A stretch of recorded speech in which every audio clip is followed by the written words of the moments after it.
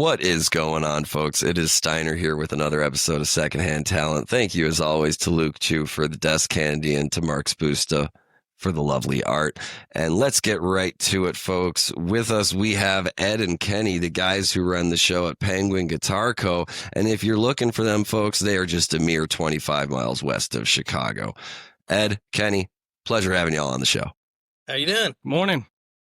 Good morning. Yes, at the time of this taping, folks, it is morning, which is atypical for Secondhand Talent. But you know what? Where there's a will, there's a way. Gentlemen, I got to ask, because it's always interesting to me when I'm in contact with one person and then I interview two, because I don't know what information has been relayed, how it was framed. So, Ed, I'd love to hear your answer first to this question. When you first heard the term secondhand talent, what came to mind? Secondhand talent is the group of people that support firsthand talent, right? The people that make the magic happen in the background. Pretty dead on, well-studied, well-researched answer right there. I like that. Listen, that being said, it's not that I don't think I've ever gotten the straight definitional response on the show. And the beauty of this question is that over 100 episodes, I get a different answer every time. Kenny, same question to you. First time you heard the term, what popped into your head? I'm not going to give as good as an answer. That's a great question. I don't know if I really have one. When I met you and you explained what was going down, I supported it from the get-go. And, I guess as far as the definition, it's just pretty spot on. He probably took it right on my head. Right on. And this is a weird, kind of like full circle moment for us to be over 100 episodes in from luthier to luthier. So we had on, I believe our second interview in the show was Mike Leighton from MJL Guitars. And kicking off the previous season, Leo Elliott from Scarlet Fire Guitars. The reason I love having luthiers on the show is because it was a real massive awakening point for me. Ed, going off of your answer there, the talent that's there to support the firsthand talent. It never occurred to me until I started doing the show. Guitars need to be made.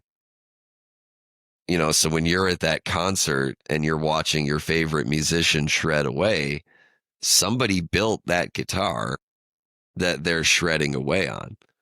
And it's always a real pleasure for me to interview people in the luthier and instrument crafting space in general, because it is one of the most quintessential necessities in the industry. Absolutely. That guitar used to be a tree at one point in time. But even the mighty oak was never a nut like you. What got you? So this is digging back into the history of it. So we started with Ed first last time. Kenny, what got you? What was your first moment in life, or where would you say your musical upbringing was that brought you to this point? There wasn't a lot of music in my household. My parents, there was no music. There was no anything that would push that. My mom came from a family of 10 and all of her brothers played instruments and music. I've played and recorded, and, they all look like the Allman Brothers and drive Harleys, and they all have long hair, and, and they all play music. So I probably got it from that. My dad, has a lot of art in him. He's a trim carpenter, and he's actually, he was at one point a professional ballroom dancer. So I have a lot of art from, a distance, but nothing that really pushed me. I think that was something that I had to take out for myself.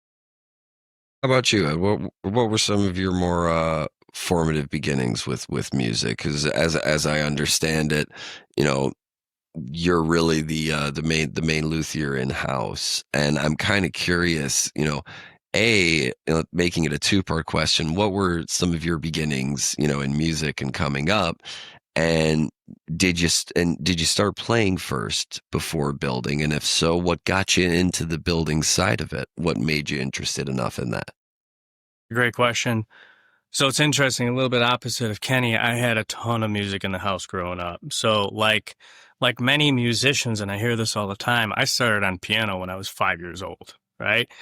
And then once my fingers got long enough to play guitar, I started playing guitar. Now, I also grew up, and I'm going to age myself just a little bit here, but when I was a highly impressionable young teenager, would have been like 1984.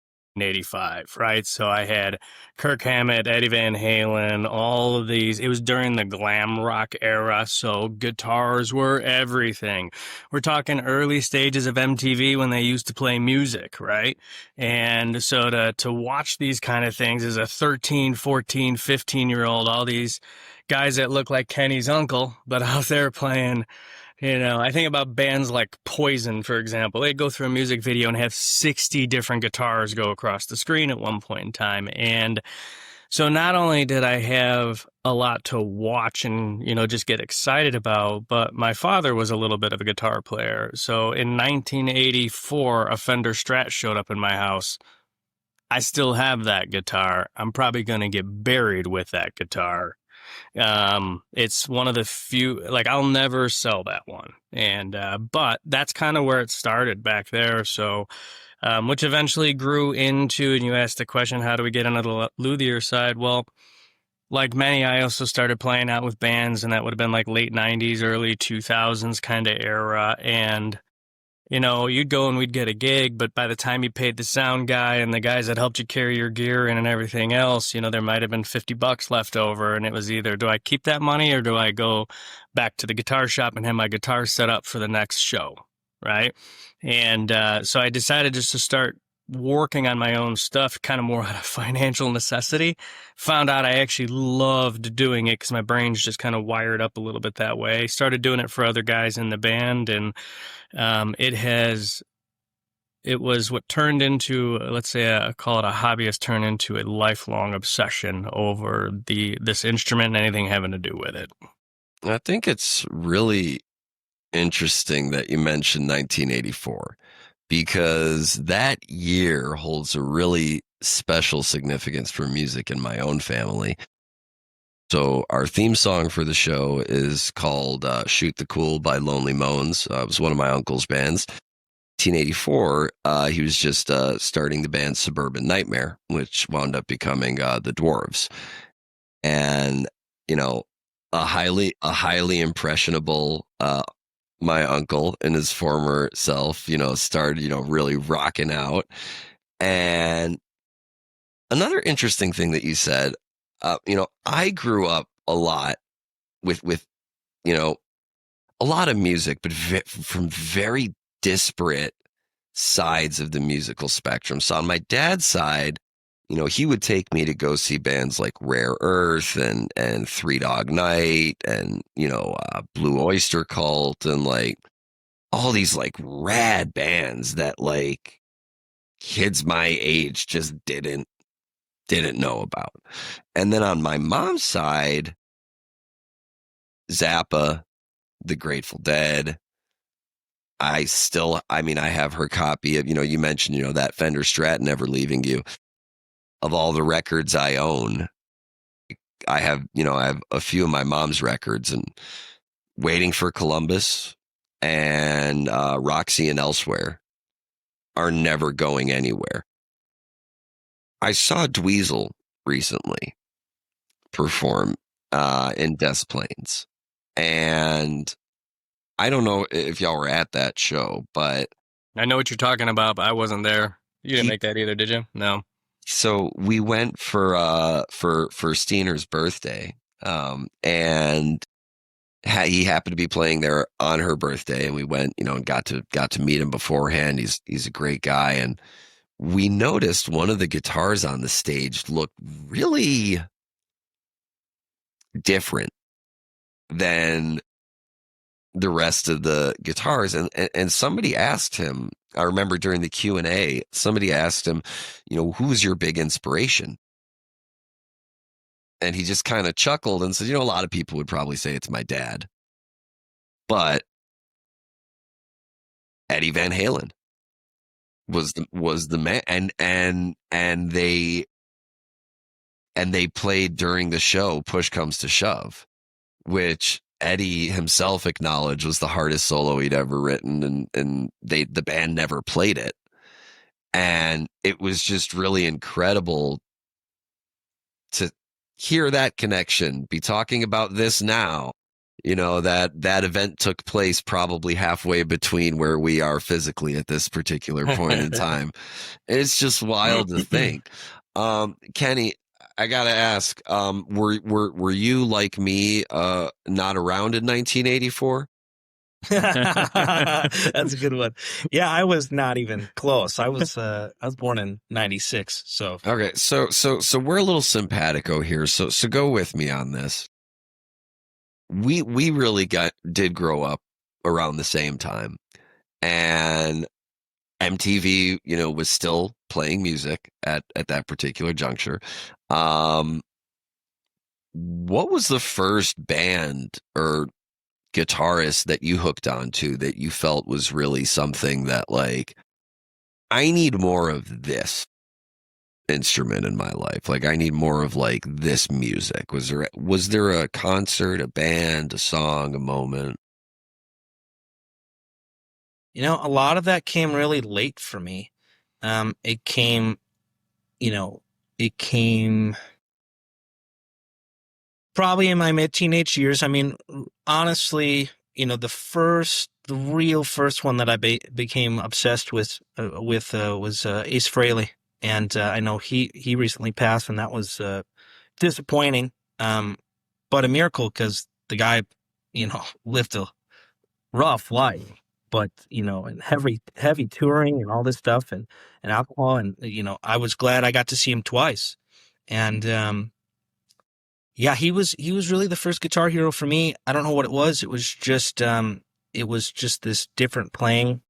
He knew a lot of pop music and a lot of rock music, and it sounds the same, but he had a sloppy touch that was just really gritty, that I just really enjoyed. Sloppy Touch is a great name for a band.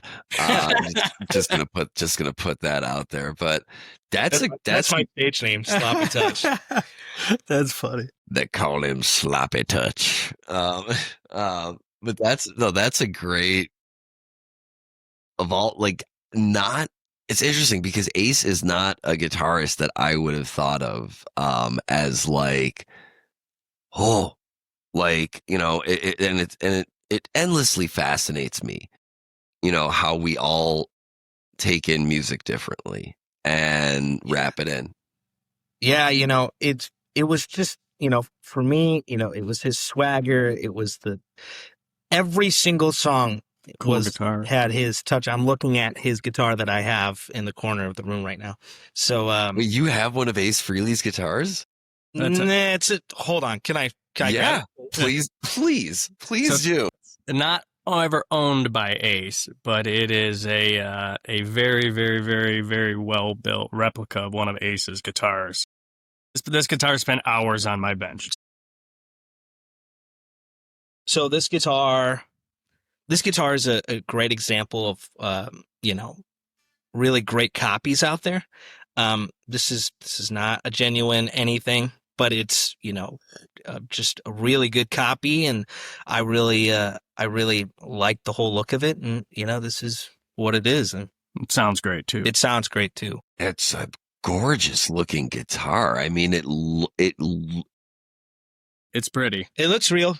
It ain't. But it almost looks like a faithful restoration, right? In a certain sense, yeah. And going back to the original, the opening question of the interview, what does secondhand talent mean to you? One of the more interesting answers that I ever got to that question, was was from Justin Hampton.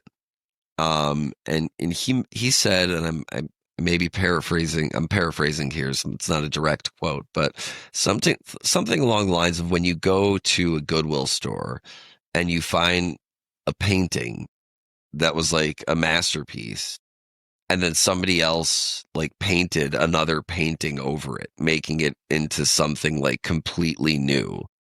And then it's back at Goodwill again, and you find it, and you're like, well, this is like a double whammy of a masterpiece here, where it's like this original painting was incredible, and then this other artist put their spin on it and have created something totally new. So I also say is that I really don't like the term copy, as much as let's say like replica, right?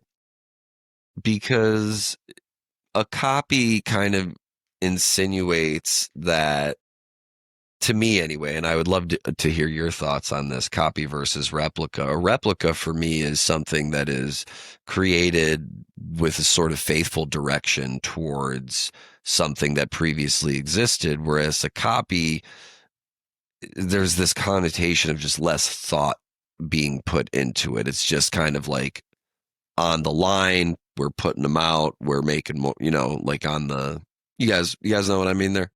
Sure. Yeah. And it's interesting because exactly to your point, I think that's oftentimes what we help guitar players do, right? And that they have a certain idea in their head that, like, for example, the Ace Frehley guitar was the one and that they've always pictured, want to have the greatest thing, but they want maybe their version of it, right? So I almost go as far as a lot of the guitars that I find that I build for folks are inspired by something. So for a perfect example, I'm building an inspired by Jim Root Telly for somebody right now. And so that's it. It's not a copy. It's not a replica per se, but it's something that either we or the person that we're working with has decided to try to make their own. And before we get into the nitty gritty of what what you guys do in the business, I would love to hear a little bit beforehand. First of all, and we'll have it on the screen, or I'll pop a picture up. I love your logo. I love that little penguin. Looks great on a headstock, looks great on, I mean, to me anyway, as like a casual fan of, I'm fumble fingers. I can't play for shit. That's why I became a comedian. Like I could not, my dad played, my brothers play. I cannot for the life of me figure out, I can't get my fingers to thing, man. And I've always just really admired those folks who can shred. And since starting this, that admiration for the guitarists has turned into admiration for the guitars themselves. So once you discovered this knack for luthiery, and that you found that it was something that not only you were good at, but you were passionate about, when did that metastasize into something that you wanted to call a business? A good question too. It's weird. I never got into this thinking it was ever going to turn into a business. But what happened is just over time and just working with a lot of folks, it just grew into something that kind of required us to have to set it up as a business, right? And that passion goes so far back, so far back. I talked about that Strat earlier today. I think I modified that guitar within about a year of owning it. Because again, in the 80s and heavy metal and everything else, that had single coil pickups in it. So I needed to get a humbucker in the bridge so I could make it sound nasty. So a lot of that like passion honestly started, God, now I'm saying it out loud, it sounds weird, but it's almost 40 years ago. 35 years ago, 40 years ago. It never gets less weird. it never gets less weird to say. It's always Yeah. and it's always just one of those things. And what I love about the pairing of you two, even on the screen, it almost like it's kind of like a Fairly Odd Couple type situation. And Kenny, when first of all, what was your career like before joining Penguin Guitar Company? And what was it that really brought you in? I want to use the word looped, but like too many guitar references. What what was it that brought you in to this kind of scene? How did this connection get made? That's a good one. My day job, I do microphone sales. So I do that, and there you go. And I've been a musician for quite some time. I was playing with a band and touring all over the Midwest, and I met Ed, and all my guitars needed constant work. So, it was a back and forth, handing off and all this stuff. And so that's how Ed and I kind of, became friendly. But as far as everything else, when he told me, hey, this is my vision, I said, great, let's do it. And it wasn't a thought. It was just like, I'm going to be a part of this. Were you in a position where you were on the road regularly and you made a pivot shift in order to join Penguin?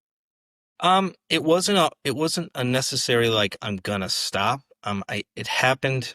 The timing of that was weird. Yeah. The timing was perfect. I decided at the beginning of this year that I was gonna step away from the band that I was in and kind of take some time off. I'm still playing, but I decided that it's just not 2 shows every weekend anymore. Yeah, it's not 80 shows anymore. So I'm kind of glad. I feel healthier. I feel better. And, I do miss the constant running around because there is something about it. And if it's ingrained, in you, you don't know what to do. And I'm itching. So when he told me that we were going to do this or he was going to do this, I included myself in that thought. And and now it gives me that extra energy to use on that and, use that good energy to something that I think could make it. So.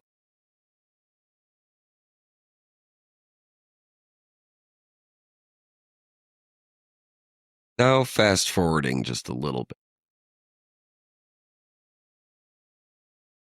And I just want to make sure I'm understanding. I'm trying to like, folks, if you're just listening or reading and you're not watching on YouTube, please like and subscribe and check out the video on YouTube. I've been lost in thought as I've been taking in this information, which is the reason we had a little silence on the air there. But I just want to make sure I've got this timeline down right. So, Kenny, you're gigging, you're playing.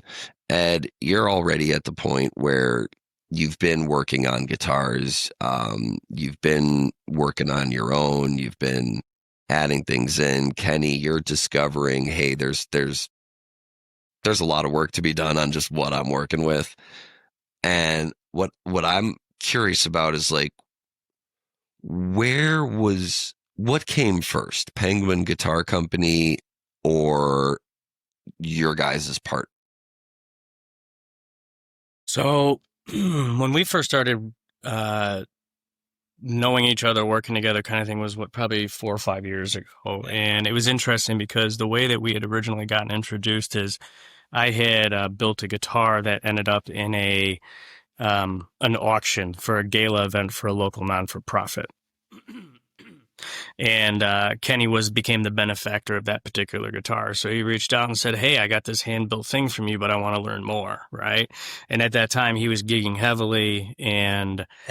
Heavily at that. That was the 80 to 100 years a show time frame, or 80 to 100 shows a year. And so he needed a lot of work coming down. He's like, hey, listen, the guy that I'm using right now takes him forever to turn this stuff over. Are you able to do work? Can you help me? I said, absolutely. This is what I do, right? Come on by. And I started doing a lot of work just on his instruments over the last couple of years, and I continued to build instruments for other people. He ended up with a second guitar of mine, and it was funny because he was probably swinging by the house / the shop like once a week. And so when this what happened was what the genesis of getting the company started is I had the opportunity to do some work with some people that are professional musicians. And the interesting part is they would be doing thousands of dollars of work with me on an annual basis. And all of a sudden they would want to go write that off at the end of the year, right? As an expense used to generate the revenue that they're doing.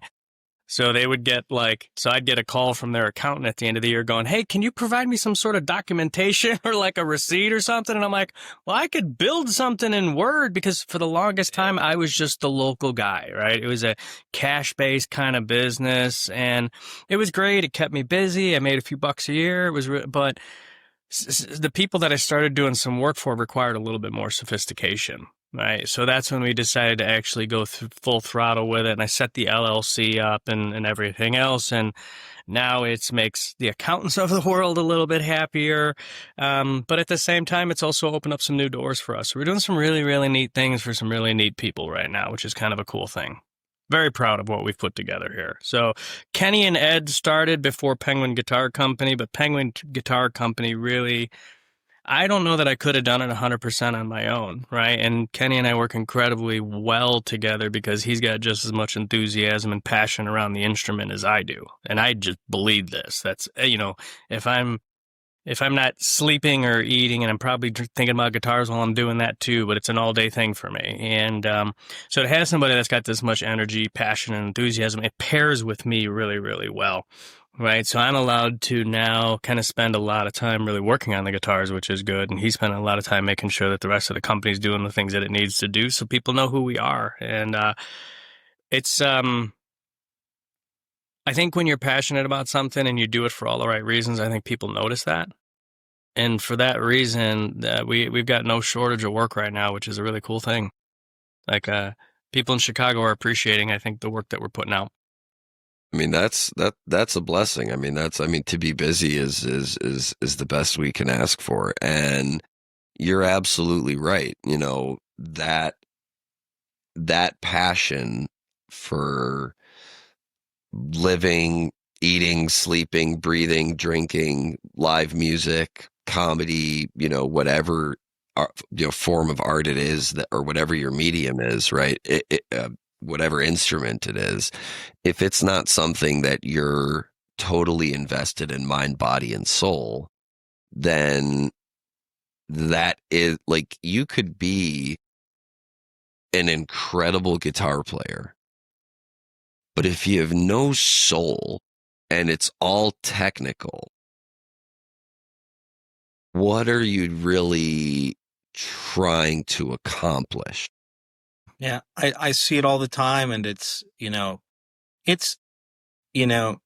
easy to see that as a shiny object and go, wow, that's really cool. I don't get fazed by some of that stuff. I really appreciate the players and the people who just, I'd rather have somebody who's not as good, but who can play better in a different way, or knows when to sit back. Those are the better players. The ones who know how to get out of the way of everybody else, right? And that's something that I've had to learn. I'm not a super fast player, but that is something that these cats that have been doing this for a while know the difference, and that's why I've had the opportunity to play with some great people, and it's because you got to learn how to get out of the way. That is one of the truest statements I think that's ever been said on this show.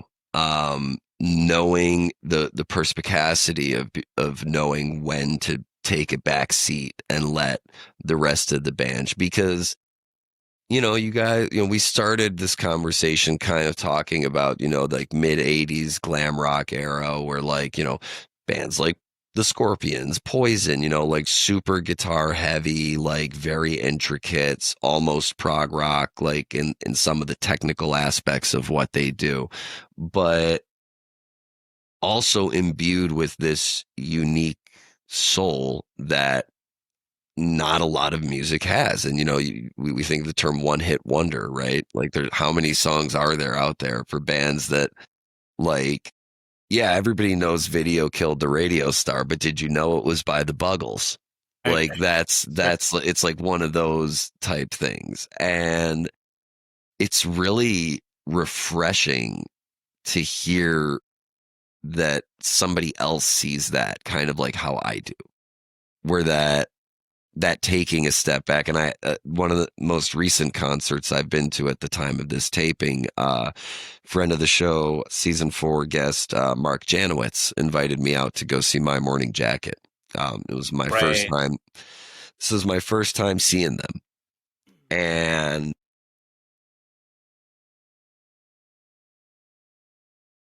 you know, I became a fan of theirs when I was in high school.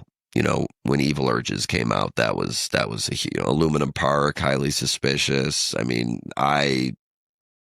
it just became one of those albums for me. But I never had the opportunity to see them. And one of the things they did, and this may sound silly, but one of the things they did so well was play as a band. And, Carl would walk up and, really just rip a solo out. But I hadn't been to a concert in a long time where the band really shone through and knew, like everybody knew their role. It was actually, like the show I mentioned earlier, Dweezil. For all of his talent, he knows when to let the band shine, just like Frank did. And I think that's a really, really, really important point, is a great sense of awareness there. There's there's a difference in what sets the greats apart from the mediocres, is the fact that what everything is doing. The reason why you listen to the Beach Boys or some of these other bands that were they knew their parts. They knew not as far as the music goes, but they knew their parts as individuals, and they knew what they needed to do. And, you hear a lot of loudness in bands nowadays where it's just noise. And that's compressed noise. Yeah, it's compressed noise, and it's shooting at your head super loud. And it's not, there's no blend, there's no balance. And that is always my thing. It comes from more so than just the people that are in the bands, but the engineers and the people that are listening and where you're sitting. And there's a lot of stuff that goes into it that people don't see. I have to, my dad's not a musician, but he asks, all this stuff, and I have to explain to him, like, there's like, do you know why that sounds good? He's like, no, but it sounds amazing. I'm like, well, that's because there's blend. It's because there's balance. EQ. Well, and it's even simpler than that. It's just, it's everything is jiving. There's a lot of things. It's not as simple as just, we need to be louder. There's thresholds. There's science and non-science things that are happening with music, which you have to have the blend of both. This is my whole thing with the balance and blend. Yeah, I mean, we can always turn it to 11, but if the music's not good, what's the point? Right. Think about some of the greatest stuff that's come out even just recently can be a 3-piece band. 2-piece groups, right? There's a lot of authenticity to that kind of music, which is really cool. And you can tell there's a level of musicianship involved that to kind of go back to your point earlier, there's a lot of really, really incredible bands that are out there that are technically incompetent, but they got really great feel. And they know how to put together a great song, and they know how to get people to engage and kind of bob their head as they're playing. And it's not about that really weird guitar solo. It's more about the feeling and how it makes you feel when you're listening to it. The intrusive thoughts almost came out there, and I was about to start throwing shade, but I'm not going to do that. Instead, what I would rather do is point out a duo. My brother Ben from Boone and Keel. I think, I think there's so much truth to that, to what you just said about, duos and trios putting out some of like the Big Blitz is doing great work out of Pennsylvania. I think they're out of Pennsylvania. Boone and Keel duo out of San Diego. Chicago roots, but out of San Diego. So it's just my brother who plays guitar and Curran, their drummer. And he plays his guitar in such a unique way. If you listen to any of their studio tracks, it doesn't sound like a duo. And even when they play live, it doesn't sound like it. So I put them on tour at the time of this taping about 6 months ago. In May, they were on tour from California to Illinois. I got them like 9 shows in 6 states on their way on a drive. And I was, nobody wants to be a tour manager and not be on tour. It's one of the most things that you're just praying that everything works out, and you're calling every 5 minutes like, tell me everything's good, Nobody wants to call a venue 3 days later and ask for a per diem. That's not so I watched the first stream. I think I didn't even wait till after the show. After the set, I texted my brother. I was like, what are you doing? He's like, what do you mean? I was like, where's the bass coming from? And he was like, oh, yeah, no, I have this filter where I can play the bass out of the top end and the guitar out of the... I was like...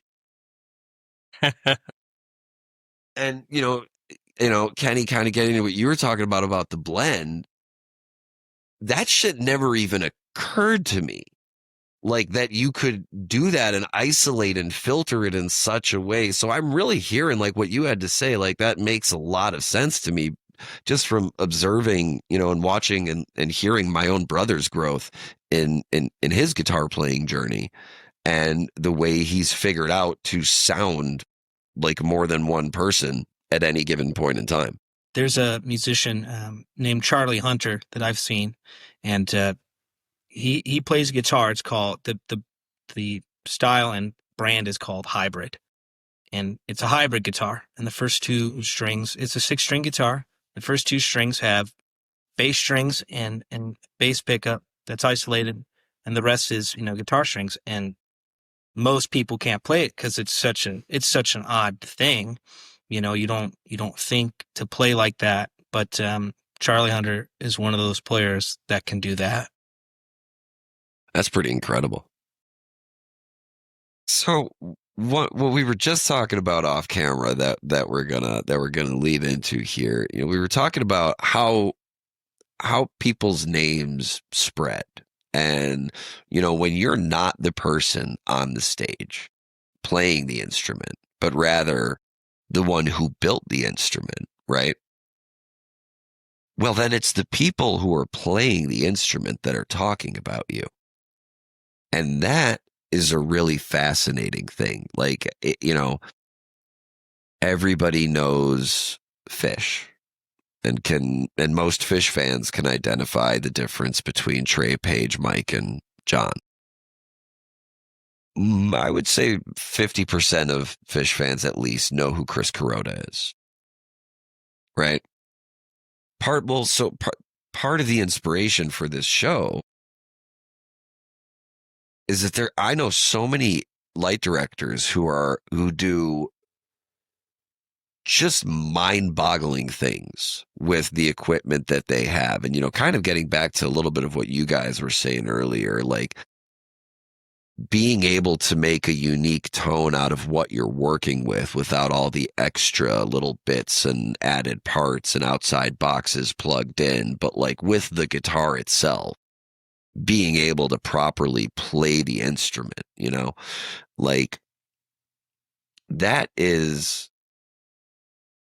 that's something that you can't really learn or teach.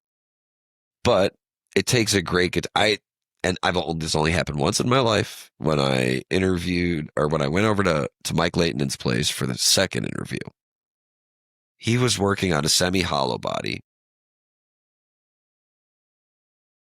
and I picked it up and felt like I could play guitar. That if he plugged it in right there, I could have played any song that I wanted to. It's the only time in my life I'd ever picked up an instrument. And it just felt so natural and so good. And I talk about it all the time. And I'm curious, before we get into, all the details of Penguin Guitar Company, was there like a first guitar that you built that got out there that really sparked the heavy interest? So I'd say there's two, depending on which one you want to talk, because I have both of them right next to me. Oh, fantastic. Do we want to? I mean, let's start with the one that answers your initial question. So, Ed built a guitar for me that we decided we wanted to do, and I told him exactly what I wanted, and we figured it out. And we built it, and a lot of people have asked me about it before all this. What is that? Who is that? And it's this one right here. And I always tell people, I'm like, let somebody play it. Then they'll start asking lots of questions, because exactly to your point, you get that in your hands and you're going to feel it pretty quick that it's a comfortable playing guitar. That looks like we got to connect you to the Moon City Masters, because that looks like something one of my cousins would love to play. Wow, that's a good looking. Oof. So this guitar is based on a guitar I already have to do everything. So because of how often I was playing, I needed it to be for every application. And we're still modifying it just to get it done. But we built this in 22, and it's kind of just got completed this year. It's a work in progress. Yeah, it's a work in progress. But we had the idea for this, and this was kind of the first one that we did, and this was before the Penguin logo. Because of the shade of blue, I thought it looked like, the Roadrunner, which is on here. And actually pretty funny. I picked this up, which is a Roadrunner cup. I don't know if you saw that. Yeah. I thought it was Roadrunner blue, which is not something you would necessarily associate with, but I thought it was. I look at that guitar and I think like Tom Petty and like Wildflowers and like that, like outdoor summer day, Roadrunner, fuck yeah, why not? That, and because this thing was running on the road with me 100%. Like, this thing was a dog and still is, and so I got a lot of miles on it. It's got a lot of miles for it being fairly new, and this thing is just absolutely amazing. And what are show us some of those nuanced bits that make it unique. Sure, let's see if I could do this.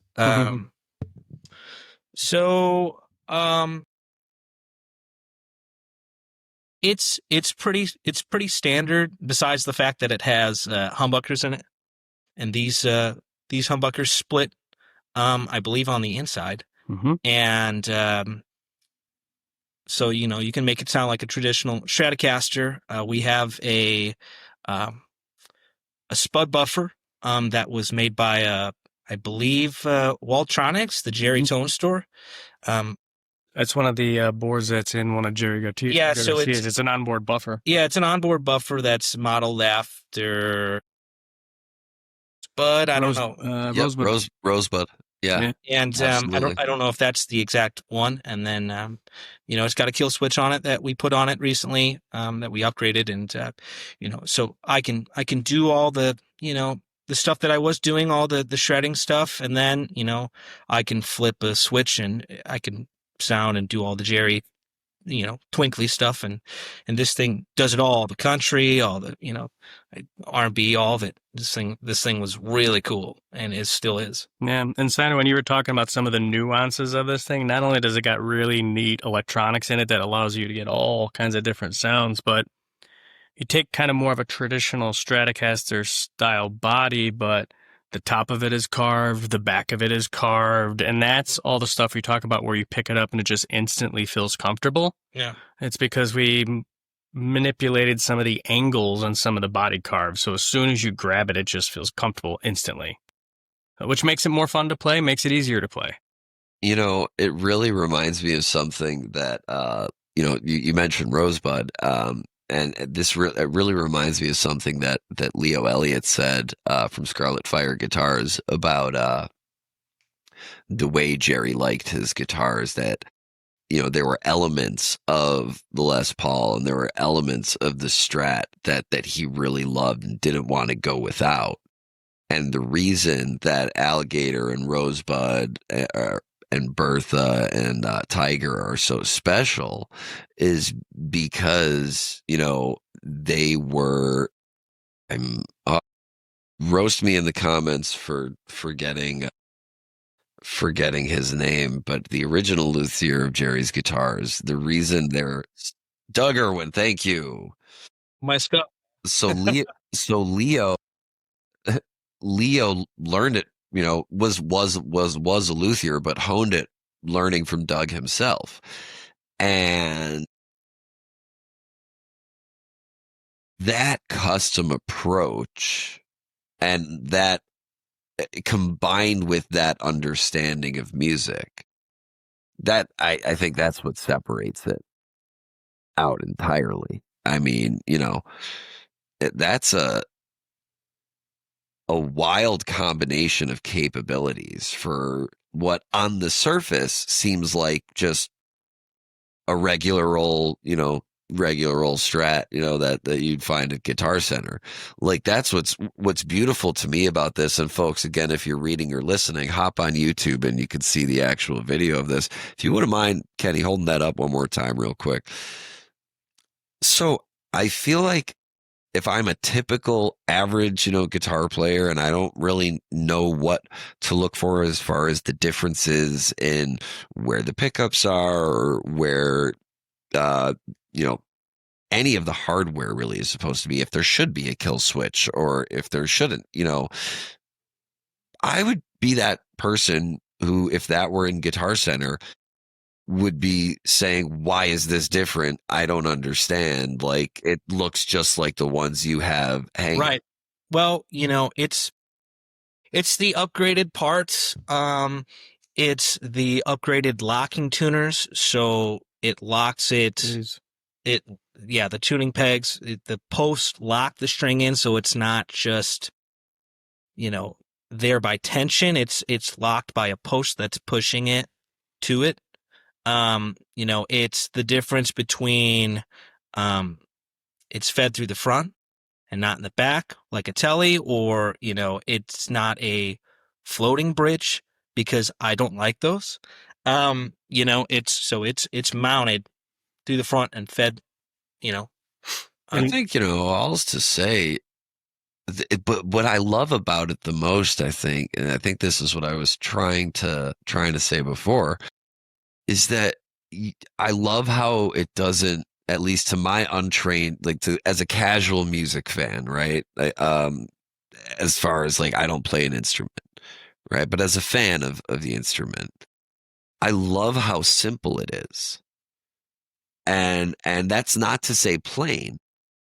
There's elegance and simplicity, but the fact that it can do so much and has all of these cool, unique elements to it, but duotone body, it's not super flashy looking wood for the bridge. Very subtle. It's plain Jane. And, this is, like I said, this is modeled after something I already have that I don't really play because it hasn't been playable because of multiple reasons. But I wanted to make something that was, an homage to that, and, and just kind of completed everything full circle with what I wanted. If I was going to spend, $1,000 on a guitar, I don't want to go and get it from somebody else, because you're not getting that. When you build guitars with us, you're getting that. You are spending almost just amount on, the parts, and a little bit on labor, but you're getting everything out of it. So if you went and got $1,000 worth of parts, you're getting $1,000 guitar. You get to pick the wood, and you get to pick, everything that you want, and I was glad I got to do this. I was nervous about it when we first did it, because this was one of the first, the ones that we did. And, it's a lot of money, but when you get it and you go, okay, I feel confident in this, and you see the final product, and especially now more than ever, we're giving people updates and photos and stuff along the way when we're making these builds. You get it and you go, oh man, like I'll never go back to buying just one off the showroom floor. It's just not the same. It's not, and not that I'm too picky, but the quality, has gone down in manufactured guitars. Well, you see a lot of people building now, and there's a lot of great companies that make parts, and this one's got one of those necks on it. That's a great, it being one of the first guitars, a great way to segue into the next part of it. We're going to talk about why Penguin?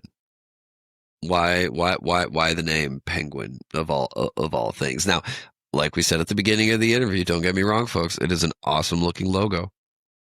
But I'm just genuinely curious, where did that name come from? So, I think, dare I say, I think oftentimes a lot of new entities or businesses or whatever sometimes struggle with this, but we had the idea to build a company, but we had no idea what to call it. And it took me forever to come up with the right name, right? Because it needs to be something that works. It's got to be exciting. It's got to grab attention, the whole 9 yards. Like a light bulb went off one night. We were just sitting around at home, and it was me and my son. And my son does a lot of work with us, right? He'd call it the third person that is a little more camera shy. He's 15 years old. I've been training him how to work on guitars forever. But ever since he was a tiny little kid, the penguin was his favorite animal. So every time we went to a zoo or whatever the case might be, and then all of a sudden one day it just popped into my head, Penguin Guitar Company, and it was like somebody put a fire under us, because as soon as I had the name, the dominoes started to fall. And that's when he really went full throttle with it, the whole 9 yards. It's funny how it took the name of the company to really be as I look back now, it was the genesis of this whole thing. That's when we hit the go button, is once we figured the name out. So, and it was just because it happened to be my little guy's favorite animal, and that's where it came from. So now we put a little tiny penguin on every single guitar we build. When you're making something that's such a personal instrument, right? I have a significant attachment to my guy over here, to Dr. Decibel. Because it's just the mic. It is my mic. It's got no fancy tweaks or upgrades, but it to me is what is, not that it isn't used on other podcasts or on other shows, but it's quintessentially been, it has been the microphone that I've used since we started using microphones on the show, because we couldn't afford them when the show started. We still can't, but we have one. But it's the fact that the name comes from such a personal place, I think, is so appropriate for creating something that is so personal to the person who's going to be utilizing it. And you mentioned you had a second guitar that you wanted to discuss. Dude, yeah, give me.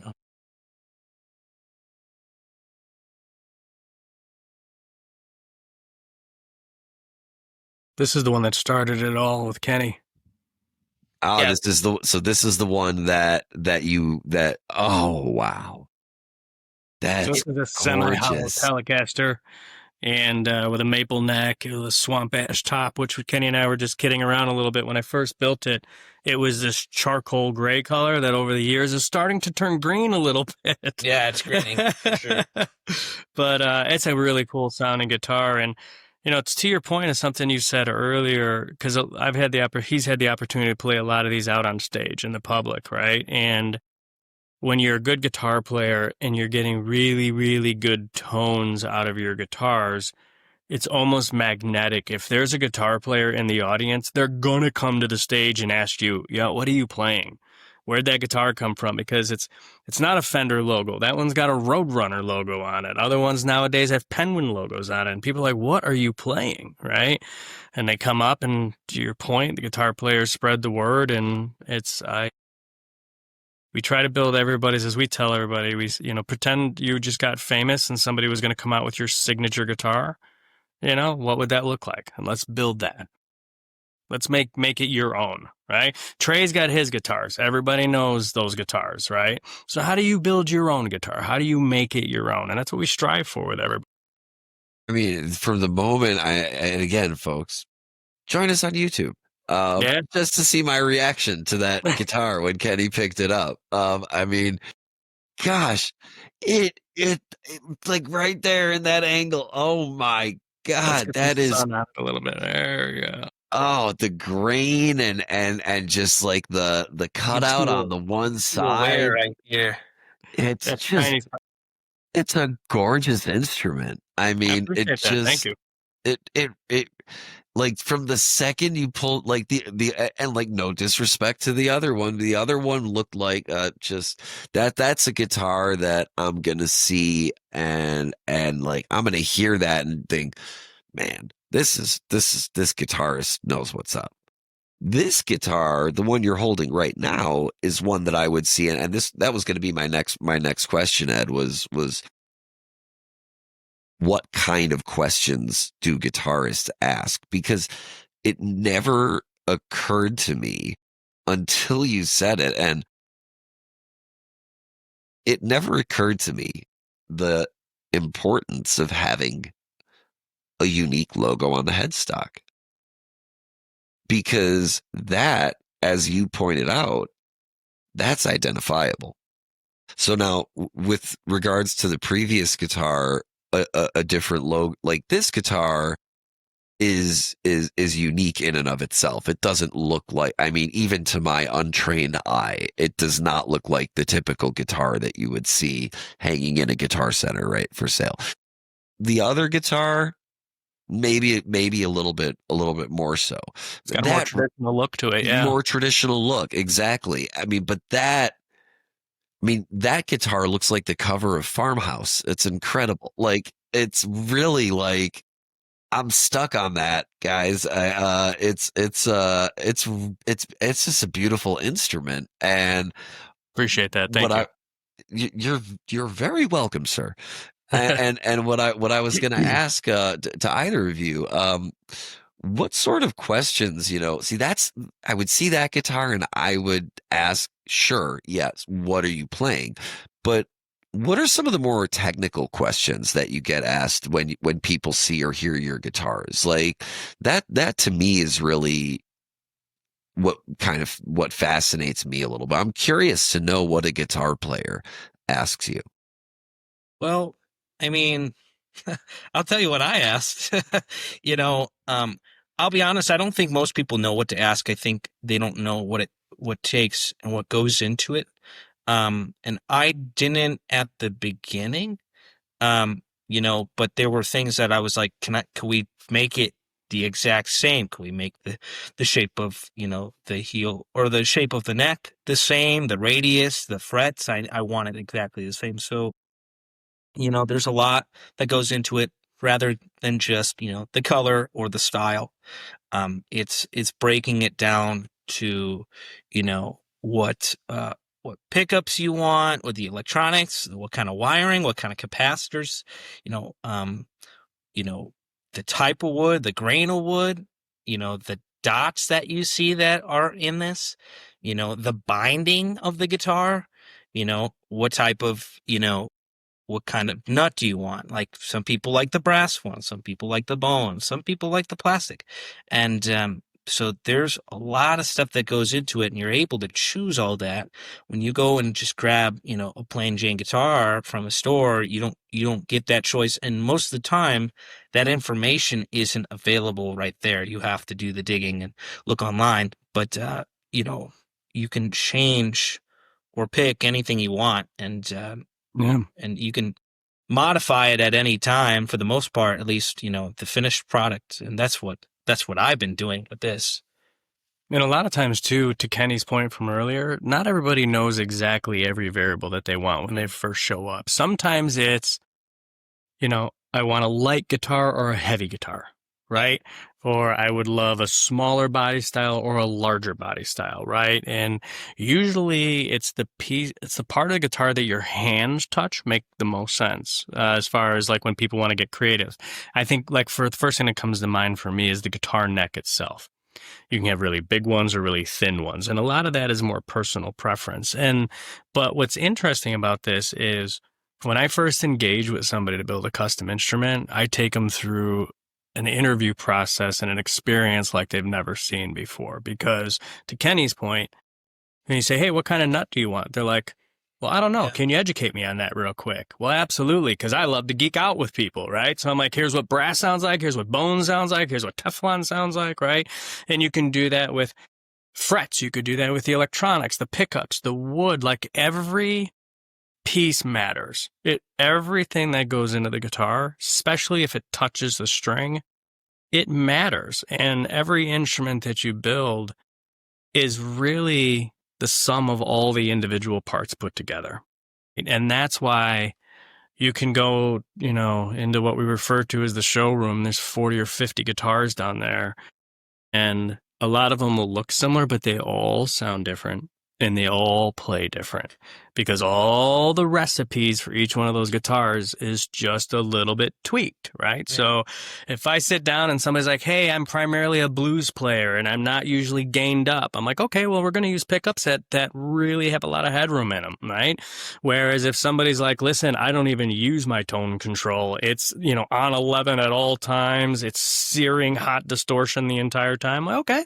We're going to build that guitar a little bit different, right? So I want it to sound the way they want it, but at the same time, it's got to, kind of like what you said with the other one, is like when you sit down, it's got to feel perfect in the hands. And once you're there, that's all the difference. The other thing that we offer, besides just custom making and to order is the repairing and modifications of existing guitars too. So if you have a guitar that's not playing right, it doesn't necessarily have to be, there's something wrong with it, but just getting it set up is usually 90% of the issue. Mm-hmm. If you don't like the way it is because, cosmetically, or, you want to add a feature to it, that's what we did with this one. I did not get any say on this one because this was in an auction, but we changed a lot afterwards. Well, we changed, we put DiMarzio super pickups distortions. Super distortions, yep. And then we put where were the locking tuners? The hip shot locking tuners, which is a definite upgrade. Can you just for our audience who's probably, I mean, even I can you describe a little bit what hip locking tuners are? So just because, again, we've got, including myself, the layperson's audience when we're talking about, and I have some questions about some other elements too, but let's start with that. So hip shot, they're locking tuners. It's the brand. They make a lot of great stuff. But the tuning keys on the guitar, like I mentioned earlier, you have to thread them through and the tension keeps it there, the string locked in. But sometimes the strings, depending on the gauge and the posts, they slip. So instead of wrapping it around the post, which I don't know if you could really see, it's not wrapped around. I was gonna say the it looks so clean up at the top. You could see the little ends peeking out. Yeah. It's not wrapped around. It's because they're behind this. There's little gears back here. There's little gears back here that when you wind it pushes it up. Now, this is different than a Floyd Rose, and you see these on all the, 80s and 90s, headbangers, all the, the dive bombs and everything. This is different. This is not a locking nut. This is different. But it really adds a lot of stability, I think, overall to the guitar. Makes string changes really quick and easy also. Quick. So if you blow up a string on stage, it's real fast to change it if you have to. And these particular ones, the Hipshot brand, in my particular opinion, is they're just so smooth. And they're so precise when it comes to tuning. And generally speaking, if a guitar has tuning issues, it usually starts here. Yeah. I mean, and that's like the magic of making a custom instrument is that you get, Yeah. I'm sure is that you get to discover all of these things about, and one of the things that you guys were speaking about that I picked up on the most. Now, I know that the different components make a guitar sound different. The wood choice, it comes down to every little part of it. But the way that you guys broke it down, it's almost like it's not just a recipe, but a recipe that each ingredient so well that like when you mentioned before, like here's what plastic sounds like, here's what bronze sounds like, here's what Teflon sounds like, to be able to like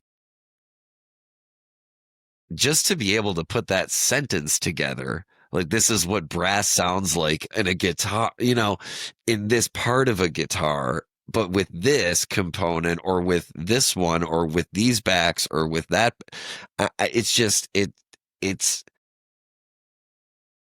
it's what's needed in any good craft for any good craftsman is to truly understand each component of the guitar. And that's what I love hearing from you guys. I remember Mike, who we've spoken about, built a guitar for Justin Recamp from Munyon, and Justin wanted an abalone inlay, and I thought it was cosmetic until I heard him play the guitar. And I was like, "Sir, this is a Wendy's. You can't do that here. Like that's not okay. Like this is I mean, and Justin is a great guitar player. I personally think Mike's guitars make him that much better, and it sounds like your guitars do just about the same thing. And I love the customization factor of it and that element of really breaking it down bit by bit and being able to build truly from scratch. If you take all that away, and this is my opinion and more so my factual opinion, like if It's my opinion, but I'm right. yeah, but I'm right. Yeah, it's my factual opinion that none of that, again, this might, some people in the comments might, roast me on this, but, none of it truly matters. Like, yes, having an instrument that works the right way, and there's a lot of factors to make it, work well. Ed said that this, made a good point to say that these guitars are made of wood, and they come from the trees, they get cut down, and you have a log, and you're taking this log and you're cutting all the skin off of it, and you're forming it and binding it and turning it into a different shape, and the guitar is going, I'm not a tree anymore. Why? And so, and this is a far-fetched opinion of mine, but like, this is why guitars that are 50 years old, 100 years old, have these certain sounds to them, because they finally realized, like people, this is what I'm supposed to do. This is what I'm here to do now. So there's a factor of that, of like, if you have all the right things on a guitar, yes, it can sound good. You have the factor of the guitar, maturing over time, like people do. And then if you take all that away, I think all my guitars sound equally different, but most people would think they sound the same. And that is because of the person. And it comes with the maturity of the person itself and how they're able to manipulate it. And you hear it all the time. The tone is in the fingers, which is true, but there's a lot of technique that goes into stuff. Fingers are still on the person. Yeah. And so the tone might be in the fingers, but it just depends whose fingers. Yeah, like there's a lot of people that try to manipulate and try to sound, like Trey or Jerry, but it's always missing a little thing, and it's the fingerprint. and you can't do that. You can get all the buffers, you can get all the amps and all the JBL speakers you want and chain it up with the oboe and, get everything to sound right. And you can get the Languedoc, and I've seen people do it, but most of the time, they're still chasing this one thing. I can make it sound better. And it's not that, because all individual people sound different, and they sound, for the most part, I'd say at least 80% the same on any guitar. Might catch a bit of heat for saying this in follow up, but I almost think that play. Oh boy. All right, yeah, here it goes. I almost think that playing a Languedoc and trying to sound like Trey makes you sound worse, because it's such a specific look. Like it makes sense. Like when you go see Dark Star Orchestra, if they're playing one of Jerry's guitars, right? But there's no one that I've seen that plays a Languedoc to the audience that Trey does. And I mean, the guitar was made for him. He is the prototype.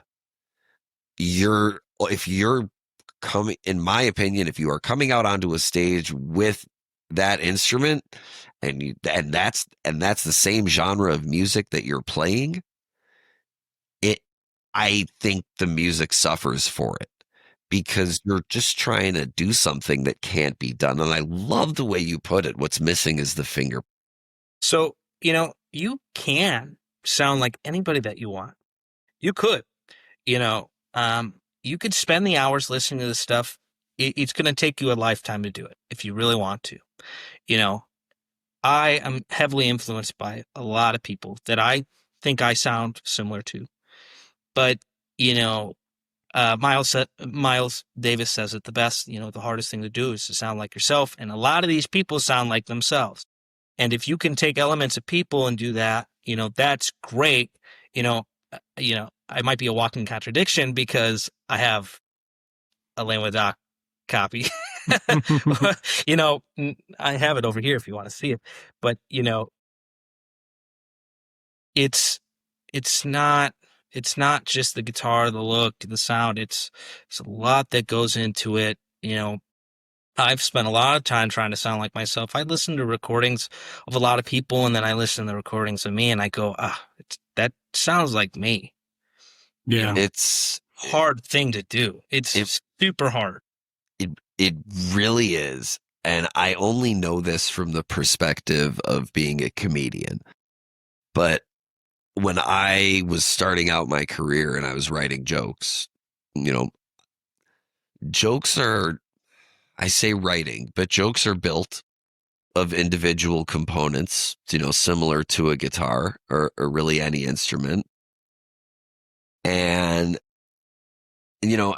something that you said about that guitar that you're holding, about how or I think it might have been the previous one, that you're still, refining it and adding and taking away. A joke is a living document. A joke is something that's always getting slightly modified or there's no such thing to me, even for my own material, as a static joke. However, there are some jokes that I've written that, for me, like if anybody were to ask me what are like your 3 quintessential jokes that are like your jokes, I know a good handful that I can tell that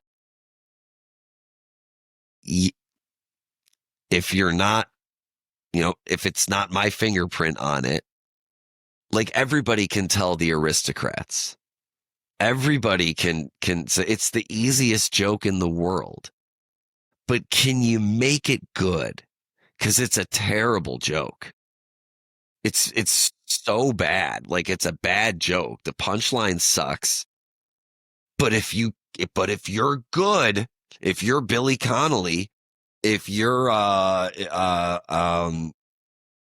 Bob Saget, if you're George Carlin, nobody tells that joke like you just told that joke. And every time you tell it is different and it's that signature element of it. And going back to recordings of myself, it's a combination of delivery, stage presence, crowd, emphasis. Am I hitting the right notes at the right time? Am I hitting the punchline correctly? Am I timing it out properly? Is there maybe a little bit more of a bridge that needs to be added? Is it maybe too long and something needs to get taken out? Did this hit right? And then where in the set does it go? Right. So I can really, as I like to say, I resemble that remark in that, that it's really about who's telling it, because anybody can, if a comedian writes a good joke and it's funny, anybody can tell that joke and get a laugh, but that doesn't necessarily mean that they're funny. And it took a long time for me. I think I started doing stand-up in 2005. And it wasn't really, if I'm being honest with myself, it wasn't really until about 2010, 2011 that I was able to look at my own jokes and really, this one, that's me. Nobody else tells these jokes. Yeah. Like I've listened to all the comedy. I took in when I was younger as much as I possibly could. And you're always cross-referencing it to make sure that nobody's told that joke before or done that specific thing. And bringing it back to your world, is there ever any pressure as you're creating an instrument to make it unique, to make it its own? Or is it something that you just kind of understand at this point and accept that, like, you know what? We already know our instruments are going to be what they're going to be? Or is there still an internal push to be like, we have to make it specifically different? What's interesting is I build these. One of the things that comes up when I first start with a guitar, I don't have a full-blown blueprint built out of this is exactly what I'm going to do. Like, I have an understanding of what the color might look like, but we'll see what it actually ends up when the product is done, right? So because of that, there is endless tweaking and changes and, to use an old term, some happy accidents that happen along the way, right?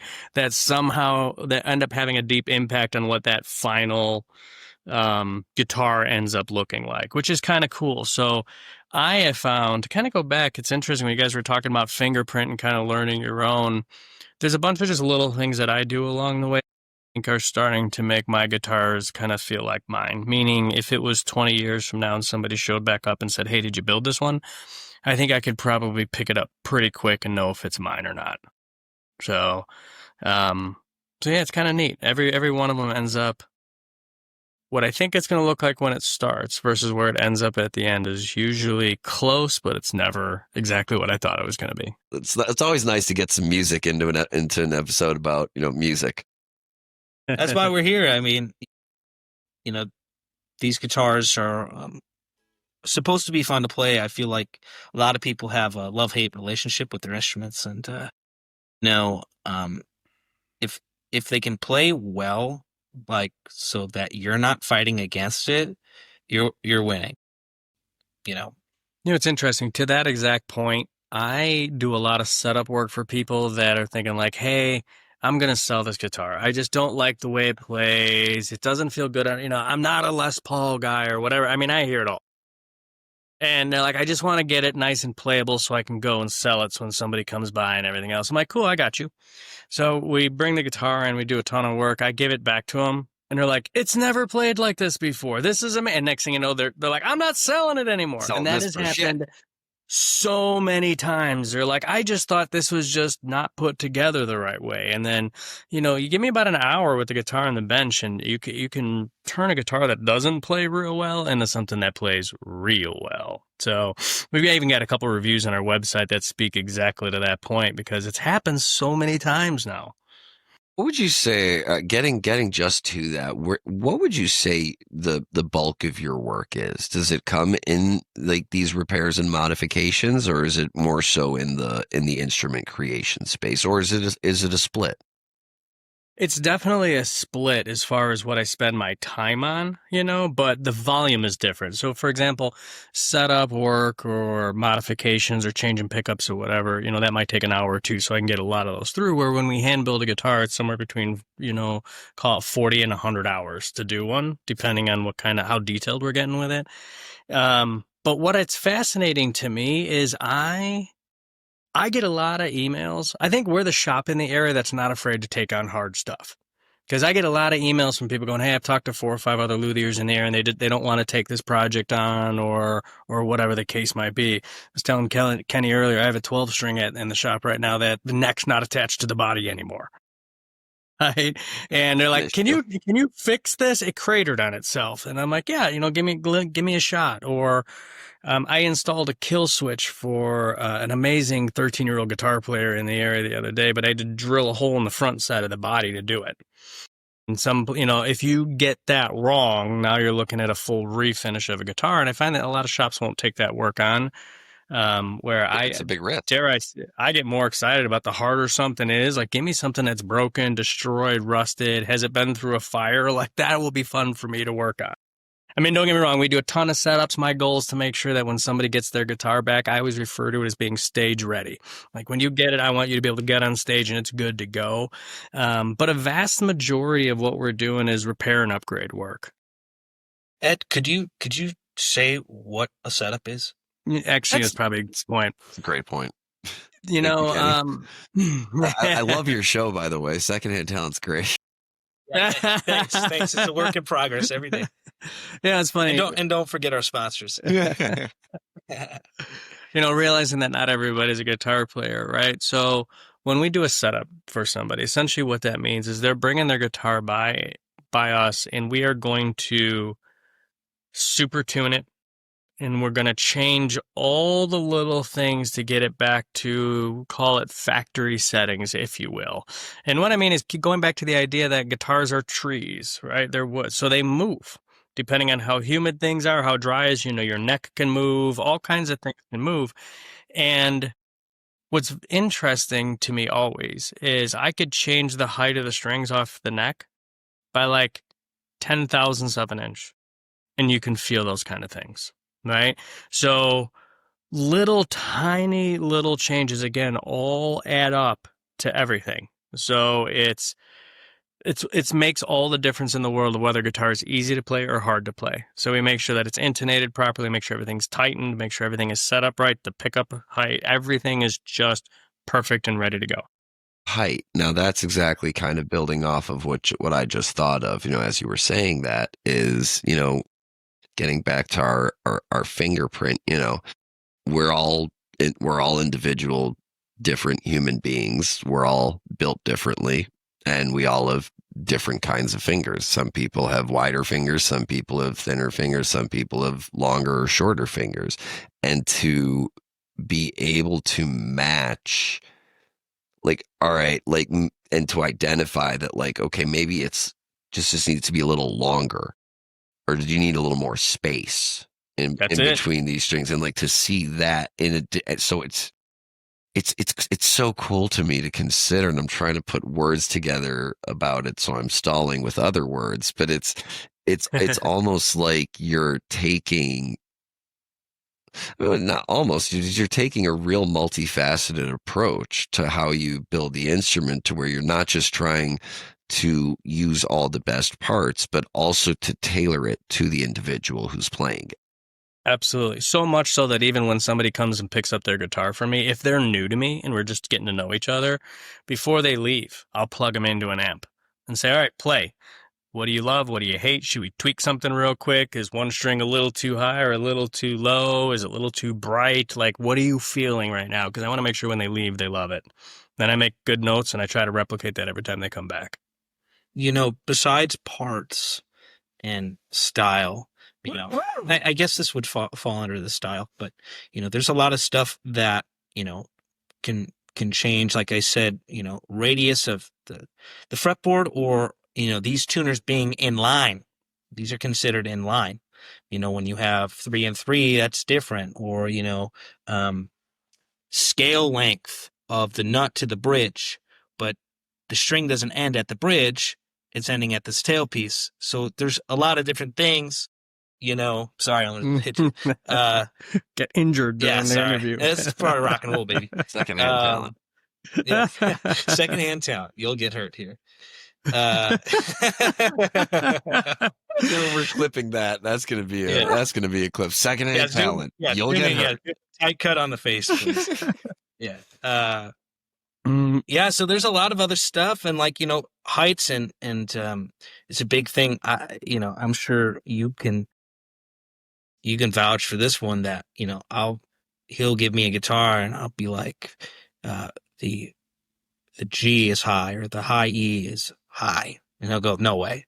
And I'm like 100%, and maybe it's just me, but no, your ability to sense is amazing, right? He'll go, it's off by a fraction of a fraction. I'm like, I could feel it, quarter of a turn of the screw. Yeah, people don't know, but I know. I don't. Maybe it's just me. Maybe it's just my ability. But I have been blessed with that ability to be able to tell if something's off.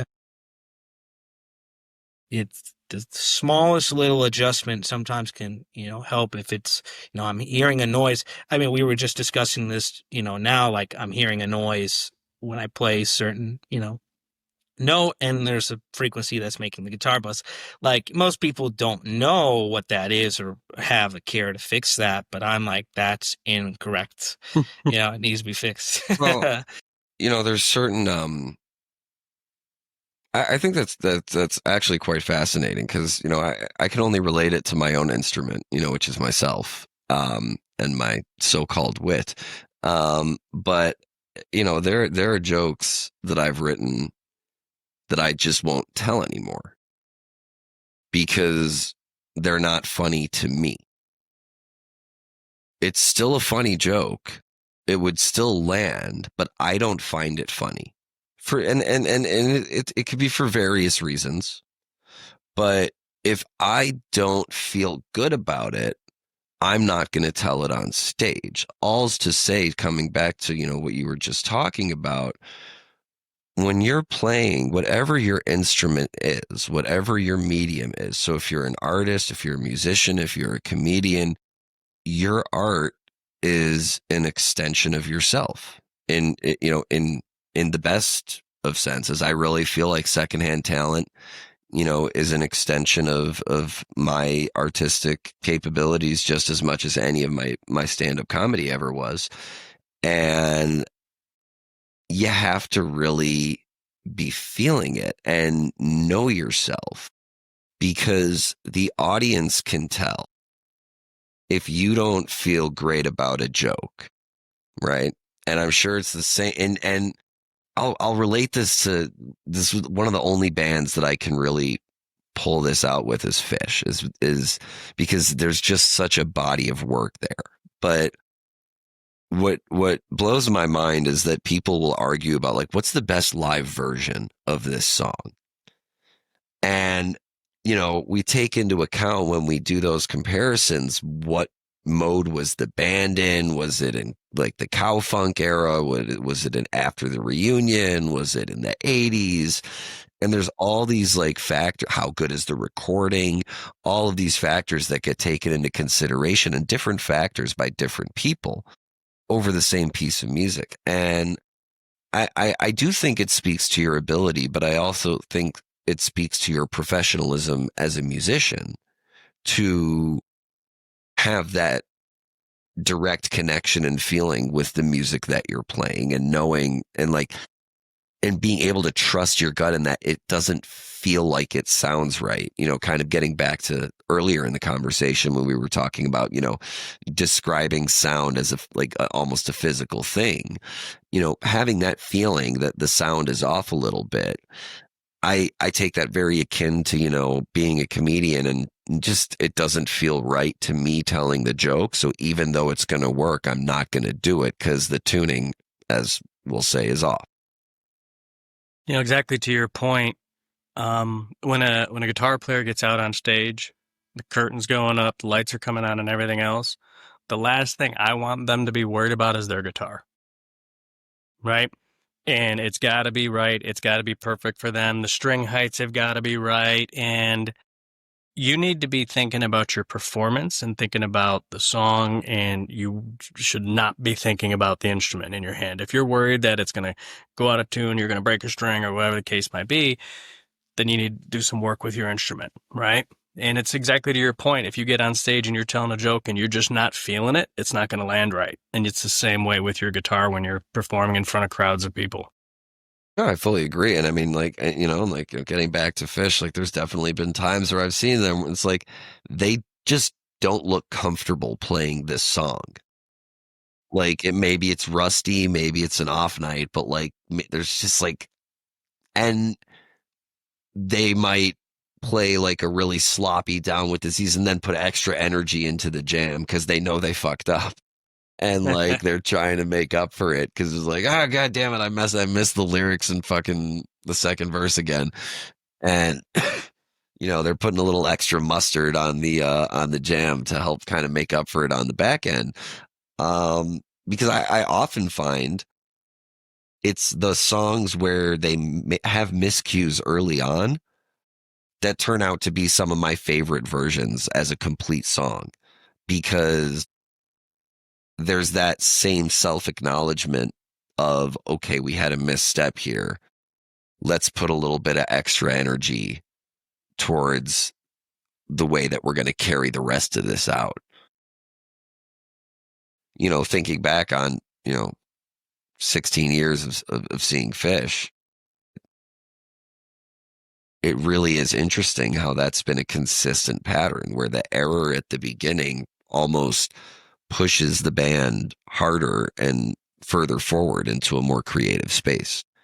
So one of the final things I wanted to touch on before we concluded this rather epic interview is we covered a lot of ground here, much like the mighty penguin across the tundra.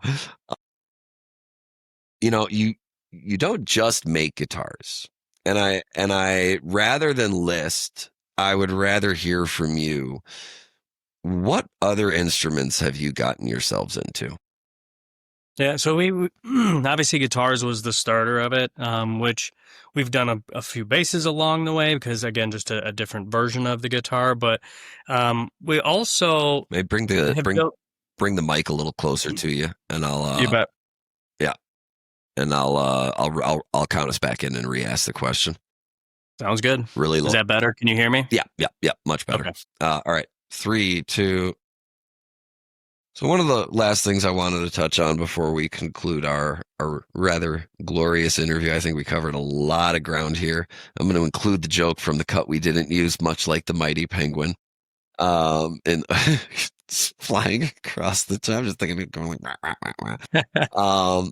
One of the interesting things that you all do outside of custom builds for guitars and outside of custom repairs for guitars and setups, you dabble in other instruments as well. I'm curious as to what sort of instruments and how that came about. So guitars, of course, bass guitars, of course, that's kind of the same family. But we've also built a little bit of a following with ukuleles and call it small acoustic guitars, if you will. So we've done a bunch of those. Those are always available on the website also. There's a lot of personalization that can be done with them. And then just by way of, helping others with guitars and stuff, I've started working on things like violins and cellos and just, dare I say, if it's got strings on it, it's made of wood and used to be a tree at one point in time, I'm probably interested in working on it. So we certainly, the electric guitar is kind of the driving force behind a lot of what we're building right now. But we'll take on a lot of different projects. Like I said, ukuleles, they probably do a half a dozen or a dozen of those per year too, which is kind of neat. Mm-hmm. Would you say your if you had to pick an instrument to work on that's not a guitar, and that's we got Mr. Bloomjangles playing his ukulele here, so it's a great little tie-in. But I guess same question to both of you: if you had to pick an instrument to work on that's not a guitar, to play it's not a guitar that's stringed, what would it be? Probably a violin. It's got such a, I've just got a, violins have such a cool sound to them, right? I mean, they just, if you really do it right, the tone that can come out of them is just absolutely amazing. So, dare I say the only reason I don't build those on a regular basis right now is, I haven't leveled up to that yet. Like violins that's a whole different deal. And, so maybe someday we'll get there, but that would probably be the next thing I would do. Kenny, how about you? I think it would be cool. I think it would be cool to start servicing upright basses, which is not something we do, and I don't think that's something we necessarily want to do right now because it's time consuming and super expensive. You're talking about a super large violin. Yeah, super large big violin. Super large violin. Yeah, it's big. Yeah, super massive violin. Yeah, it's just you don't see a lot of people doing that, but I feel like that could open up a market. So I feel like that would be something cool to do down the line. And you guys have come back to this theme time and time again about taking on the challenge, and that, I mean, if with both of those instruments, with the violin, not only do you have the intricacies of the instrument, but the history that you're working with. Secondhand Stradivarius. You can immediately think of one of the most famous violin makers of all time, and or talk about pianos, Steinway. You really, there are names and legacies associated with these instruments. And then on the other end of the spectrum, the upright bass, what I heard when you were saying then, and tell me if I'm off at all, I heard like challenge accepted. I want to take on the toughest and biggest, baddest instrument that's in this family and make it a part of our family. Absolutely. It's fighting words, boys. There we go. Now I got a new idea. We're going to start doing violins, aren't we? And folks, it would never have happened without Secondhand Talent. So you can expect to see Dr. Decibel burned into all of the Penguin guitars now because of that suggestion, and I'm going to hold them to it. Folks, this has been an amazing episode of Secondhand Talent with Ed and Kevin. Oh my God, I messed it up. Natural segue is gone. Oh my God, no. 3, 2. Folks, this has been a phenomenal episode. Kenny, Ed, any words you want to leave us with before we finish off? Words of wisdom, guys. I would say come check us out. Check out some of the socials, hit the website. If you send us a message, one of us is going to respond to you, right? This is not a huge corporate situation, right? We're here to work together with guitar players to try to put together a really, really awesome experience. And I will tell you, it's my number one goal with every instrument I build, and I tell every guitar player this. I want this to be your absolute favorite guitar. And I'm committed to making sure that we get that. Right on. Kenny, anything you want to add on top of that? No, he did it pretty well. Just check us out. Give us a chance. If you have something, that